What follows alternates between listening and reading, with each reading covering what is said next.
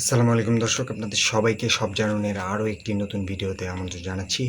দর্শক, ইরান ইসরায়েলের যুদ্ধ অষ্টম দিনে আজকে পা দিয়েছে এবং অষ্টম দিনেও দুপক্ষই ব্যাপক আক্রমণ চালাচ্ছে দুই দেশের সীমানায়। এবং গতরাতে ইরান টোটাল 15টি স্থানে আক্রমণ চালিয়েছে ইসরায়েলের, এবং এর মধ্যে হাসপাতালও ছিল, ইসরায়েলের স্টক এক্সচেঞ্জও ছিল, যেখানে ব্যাপক ক্ষেপণাস্ত্র হামলা চালিয়েছে ইরান। এবং ইরান প্রথমবারের মতো শেরজিল ক্ষেপণাস্ত্রটি ব্যবহার করেছে ইসরায়েলের বিরুদ্ধে।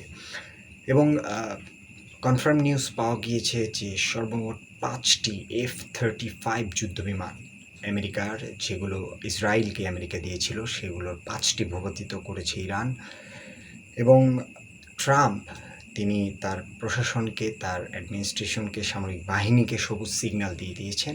এখন শুধু সর্বশেষ একটি আদেশের অপেক্ষা ইরানে হামলা চালানোর।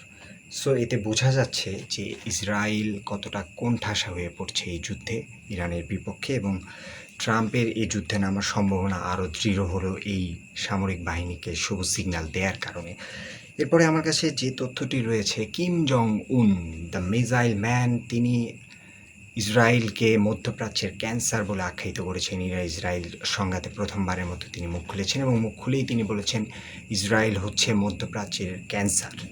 এবং এরপরে যুক্তরাষ্ট্রকে রাশিয়া ব্যাপক সতর্ক করেছে এই যুদ্ধে জড়ানোর ব্যাপারে, যে তারা যদি এই যুদ্ধে জড়িয়ে পড়ে তবে পুরো পৃথিবী তৃতীয় বিশ্বযুদ্ধের দিকে আরও অনেক বেশি অগ্রসর হবে।